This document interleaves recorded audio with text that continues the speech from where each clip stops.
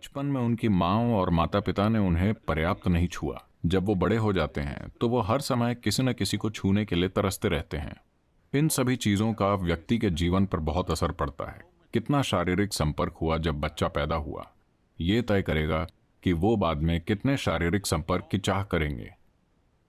और एक शिशु अपनी माँ से कितनी मेमोरी ग्रहण करता है उस समय, क्योंकि जब तक एक बच्चा 4.5 साल का नहीं हो जाता, कई रूपों में ऊर्जा की दृष्टि से वो एक अलग जीव नहीं है।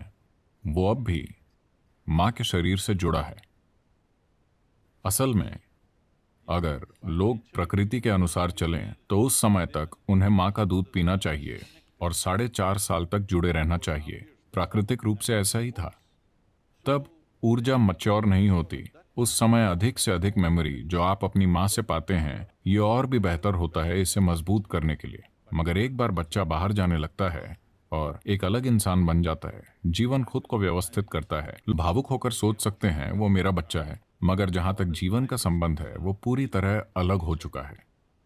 आमतौर पर जीवन की अवधि लगभग 84 साल या चंद्रमा के 1008 चक्रों के बराबर मानी जाती है। चंद्रमा के चक्र और हमारा शरीर सीधे सीधे जुड़े हैं, क्योंकि हमारी माँओं के शरीर चंद्रमा के चक्रों के तालमेल में थे, इसलिए हम पैदा हुए, वरना हम पैदा नहीं होते, है ना? हेलो। तो एक पूर्ण जीवन चंद्रमा के 1008 चक्रों के बराबर माना जाता है, जिसे लगभग 83 से 84 साल मानते हैं। तो अगर कोई 84 पार कर लेता है, उसे एक पूर्ण जीवन माना जाता है। इसमें पहली तिमाही ही एकमात्र समय है जब वो अपने माँ बाप से जुड़ा होता है। उसके बाद बच्चे को आगे बढ़ना चाहिए, क्योंकि ऊर्जा की दृष्टि से आप उन दोनों जीवन को जोड़ नहीं सकते। तो उसी समय लालसा होती है।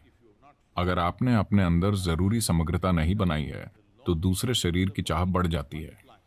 हालांकि हॉर्मोन्स का समय 15 से 20 के बीच सबसे ज्यादा होता है।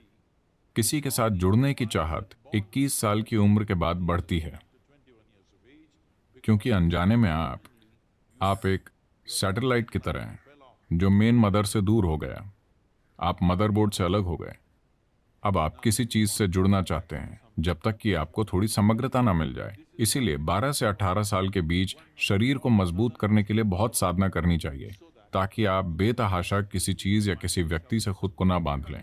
आपको जागरूकता में अगर आप एक साथी बनाना चाहते हैं तो ये एक सचेत प्रक्रिया होनी चाहिए। अगर वो मजबूरी में होने वाली प्रक्रिया है, फिर आपको उसकी कीमत चुकानी होगी।